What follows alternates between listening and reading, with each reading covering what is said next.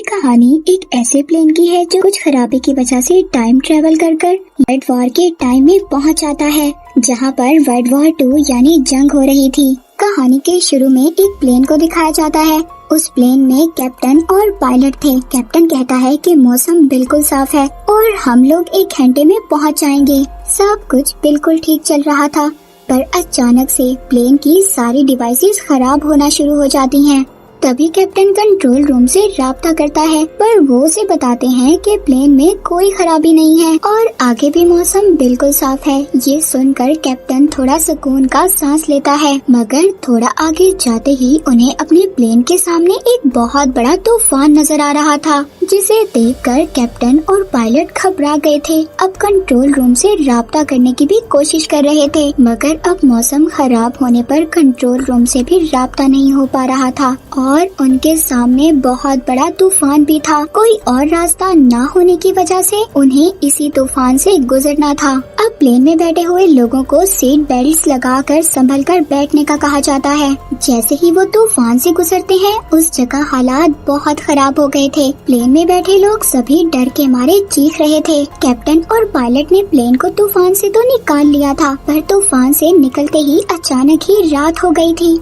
वो सोचते हैं अभी तो कुछ टाइम पहले दिन था, तो रात कैसे हो गई। ये बात उनको बहुत ज्यादा परेशान कर रही थी। उनके प्लेन की हर चीज काम करना बंद कर जाती है, सिवाय रेडार के, जिनसे उन्हें पता चलता है कि उनके इर्द गिर्द और भी बहुत सारे फाइटर प्लेन्स, जंगी जहाज उड़ रहे हैं। पर अभी भी उन्हें उम्मीद थी शायद उनके प्लेन में कोई खराबी है और कंट्रोल रूम उसको ठीक कर लेगा, और वो आगे बढ़ना जारी रखते हैं। अब तक उनको 30 मिनट हो चुके थे, मगर कंट्रोल रूम से उनको कोई भी सिग्नल नहीं मिल रहा था। कैप्टन अब ये फैसला करता है कि वो लोग प्लेन को नीचे लेकर जाएंगे और पता करेंगे कि आखिरकार बात क्या है। और जैसे ही वो लोग प्लेन को नीचे लेकर जा रहे होते हैं, तो उनको रेडार में कुछ और प्लेन्स के उड़ने का सिग्नल मिलता है। तभी पायलट कैप्टन से कहता है ये नॉर्मल जहाज नहीं है, ये जंगी जहाज है। तभी उनकी नजर जब नीचे पड़ती है, तो वो बहुत सारे प्लेन्स को देखते हैं जो एक शहर पर बॉम्ब से हमला कर रहे थे, और उन्हें देखकर ऐसा लगता है जैसे कोई जंग चल रही हो। प्लेन के सभी मुसाफिर भी जब ये देखते हैं तो वो बहुत ज्यादा डर गए थे। पर तभी प्लेन का स्टाफ आता है, जो उन्हें कहता है कि डरने की कोई बात नहीं, सब कुछ हमारे कंट्रोल में है। उधर कैप्टन और पायलट भी डरे हुए थे, वो सब देखकर जो उनकी आंखों के सामने हो रहा था। इससे पहले उन्हें कुछ समझ आती, तभी कुछ फाइटर प्लेन्स, जंगी जहाज उनको देख लेते हैं। प्लेन में भी सभी मुसाफिर बहुत ज्यादा परेशान थे कि आखिरकार उनके साथ ये सब कुछ क्या हो रहा है। वो प्लेन स्टाफ से पूछते हैं कि हमें सब कुछ सच बताया जाए, पर वो वहाँ पर सभी मुसाफिरों से यही कह रहे थे कि कुछ देर के लिए खामोश होकर बैठें, क्योंकि प्लेन के स्टाफ को भी ये बात नहीं पता थी कि ये सब कुछ क्या हो रहा था। कैप्टन और पायलट दोनों परेशान थे। कैप्टन कहता है कि हमें प्लेन को नीचे लेकर जाना होगा, मगर थोड़ी देर पहले जो कुछ पायलट ने देखा था वो इन सब बातों से डर गया था। कैप्टन उसे कहता है समझने की कोशिश करो, हमारे प्लेन में फ्यूल खत्म होने वाला है। अगर हमने प्लेन को लैंड ना किया तो हम बुरी तरह से फंस जाएंगे। इसके बाद हम लोगों को प्लेन में 2 मुसाफिर दिखाए जाते हैं, जो कि हिस्टोरियन थे, यानी के पास्ट के बारे में सब कुछ जानने वाले थे, और उनको पास्ट के बारे में यानी के पुराने वक्त के बारे में बहुत कुछ पता था। वो जब नीचे देखते हैं और फिर अपनी बुक्स खोलते हैं, उनको पता चल गया था कि बाहर क्या हो रहा है, और वो ये सब बताने कैप्टन और पायलट के पास जाते हैं, पर कोई भी उन्हें कैप्टन और पायलट के पास नहीं जाने दे रहा था। पर उधर ही खड़े होकर वो बताते हैं जिन प्लेन्स को उन लोगों ने बाहर देखा, वो प्लेन्स 1945 के बाद बनने ही बंद हो गए थे और उनको दुश्मनों ने तबाह कर दिया था। ये सुनकर कैप्टन को गुस्सा आ जाता है और कहता है क्या फजूल बात कर रहे हो। वो उन्हें वहाँ से जाने का कहता है, उनकी पूरी बात भी नहीं सुनता, पर वो दोनों उनको बताते हैं कि हम लोग टाइम ट्रेवल कर पुराने वक्त में आ गए हैं और ये टाइम 1940 वर्ल्ड वॉर 2 का है। तभी कैप्टन उनकी बात सुनता है और कहता है कि ठीक है, तुम्हें मैं टाइम देता हूँ, तुम मुझे अपनी स्टोरी बता सकते हो। कैप्टन भी उनकी बात सुनकर उलझन में था। फिर इसके बाद दोनों वो दोबारा से प्लेन को आगे ले जाते हैं। तभी उनका राब्ता एक आर्मी ऑफिसर से होता है, जो अपने कंट्रोल रूम में बैठा था और इनको अपने बारे में बताने का कहता है। वो बताते हैं कि हम लोगों को हेल्प चाहिए, पर अब उस आर्मी ऑफिसर को शक था कि ये लोग उनके दुश्मन तो नहीं। वो ऑफिसर भी इनकी सभी बातें सुनकर बहुत ज्यादा परेशान था। कैप्टन उससे आज की डेट पूछता है, जिस पर वो 17 जून 1940 बताता है। कैप्टन ये बात सुनकर बहुत ज्यादा परेशान हो गया था, क्योंकि वो लोग तो 2015 में जी रहे थे। इसको उन दोनों मुसाफिरों की बात याद आ रही थी जो हिस्टोरियन थे, जिन्होंने पहले इसको सब कुछ बताया था। अब ये उन दोनों आदमियों को दोबारा से बुलाता है ताकि ये लोग उस आर्मी ऑफिसर से बात कर सकें जिससे उनका राब्ता हुआ था।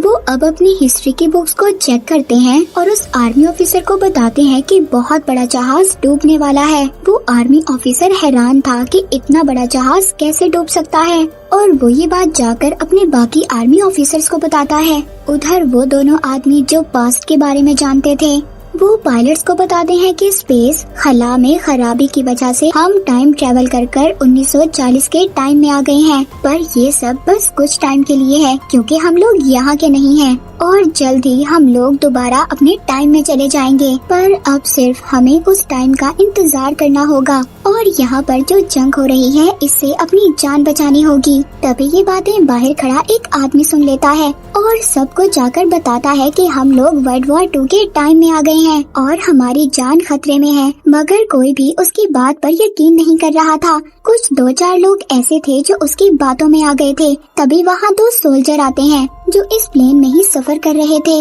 वो सब लोगों को आराम से अपनी अपनी सीट्स पर बैठने का कहते हैं, क्योंकि वो ये नहीं चाहते थे कि कोई भी मुश्किल वक्त में बेवकूफी करे। पर अब दोबारा से कंट्रोल ऑफिस से आर्मी ऑफिसर उनसे राब्ता करता है और बताता है कि आपने जो हमें जहाज के बारे में बताया था वो सब ठीक है। आप लोगों की वजह से बहुत सारे लोगों की जान बच गई। अब वो इनकी मदद करने के लिए तैयार थे।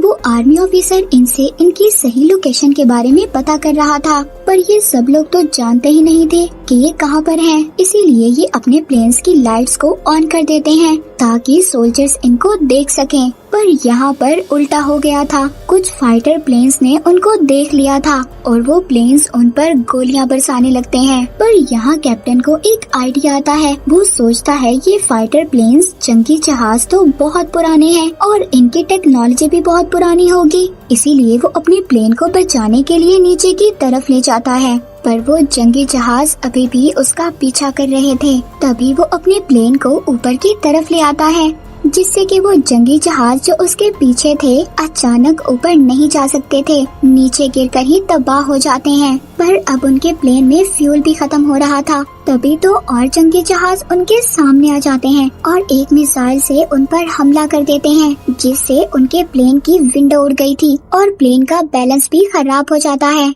हमले से सभी मुसाफिर बहुत ज्यादा डर गए थे। वो कहते हैं कि हमें प्लेन का बैलेंस दोबारा से ठीक करने के लिए एक रडार को पैराशूट से बांधकर नीचे फेंकना होगा, जिससे कि आर्मी वाले हमारी मदद करेंगे। वो प्लेन में एक आदमी से पैराशूट लेते हैं, जिससे वो डिवाइस रडार बांधकर आर्मी वाले लोगों के पास भेज देते हैं। आर्मी वालों ने उसे देख लिया था। वो उस रडार को इंस्टॉल करते हैं, जिसके बाद उनको उनके प्लेन की सही जगह का पता चल गया था और उस पायलट को सेफ एरिया में ले आते हैं। मगर अब प्लेन का फ्यूल भी खत्म होने वाला था और तभी उनको अपने सामने वो तूफान नजर आता है, जो तूफान पहले उन्हें इस टाइम में ले आया था। और उनको ये पता चल गया था कि टाइम दोबारा से ठीक होने वाला है, जैसे कि उन 2 आदमियों ने बताया था। अब वो उस तूफान में दाखिल होने वाले थे। तभी वो सभी प्लेन में बैठे हुए लोगों को संभल कर बैठने का कहते हैं। सब लोग बहुत ज्यादा परेशान हो गए थे। ये लोग अब उस तूफान से गुजरकर दोबारा से प्रेजेंट में आ गए थे। वो 1940 से निकलकर 2015 में आ गए थे। दोनों पायलट्स आखिरकार इमरजेंसी लैंडिंग करते हैं। इतना सब कुछ जो उन्होंने 6 घंटों में बर्दाश्त किया। सभी मुसाफिर सेफ थे। वो चैन की सांस लेते हैं। सभी एक एक कर नीचे उतर गए थे, पर एक बूढ़ा आदमी अभी भी प्लेन में बैठा था। वो एक बुक लिख रहा था। यहाँ पर हमें पता चलता है ये बूढ़ा आदमी वही आर्मी ऑफिसर था जिसने इनकी कंट्रोल ऑफिस से 1940 में मदद की थी। और ये आर्मी ऑफिसर पहले से जानता था कि ये प्लेन टाइम ट्रेवल करेगा, इसीलिए इसने पैराशूट भी साथ रखा हुआ था कि सफर में कोई मुसीबत ना आ जाए।